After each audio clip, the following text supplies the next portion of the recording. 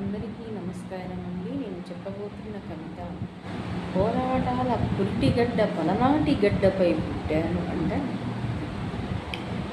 పోరాటాల పురిటిగడ్డ పలనాటి గడ్డపై పుట్టాను నేను, పలనాటి సీమలో పచ్చని పలనాటి సీమలో పుట్టాను నేను.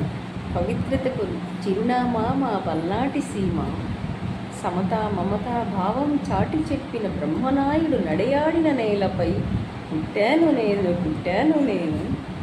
నాయకురాలు నాగమ్మ ధీరత్వం కలిగిన ఈ ధరణి యందు నాయకురాలు నాగమ్మ నడియాడిన నేలపై పుట్టాను నేను. బాలచంద్రుడు మావాడని పల్నాటి సీమకే కీర్తి తెచ్చినాడని, పౌరుషాల గడ్డ పలనాటి గడ్డపై పుట్టాను నేను. పచ్చని పల్నాటి సీమలో ఆప్యాయతల అనురాగాలతో మా ప్రజలతో అమేకమై అల్లారు ముద్దుగా పల్నాటి సీమలో అడుగులు వేశాను నేను. మా పల్నాటి ప్రజలు ఆప్యాయతలకు అనురాగాలకు ఏమి ఇవ్వగలను నేను.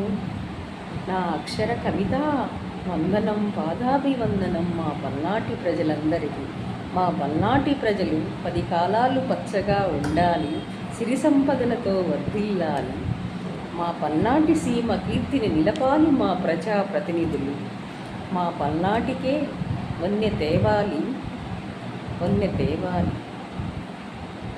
పచ్చని పల్నాటి సీమలో పౌరుషాల గడ్డపై పుట్టాను నేను. మా సీమకే వన్నె తెస్తాను నా కవిత్వంతో. జాష్వా గారి అడుగుజాడలలో నడిచి జనవాహిని జాగృతి చేసే జనకవయిత్రిగా మీ అందరి ఆశీస్సులతో ఈ విశ్వంలో వినయంగా అడుగులు వేస్తాను నేను. నేస్తమా అంటుంది మాధవి సహజ కవయిత్రి గుంటూరు. దామోదర గారు శ్రీ చుక్కోలు వారి కుమారుడు మొన్న నువ్వు పాలకవర్గం అంటూ మెసేజ్ చేయటం జరిగింది. వారు అడిగారు నన్ను ఎక్కడ పుట్టావమ్మా నువ్వు అని.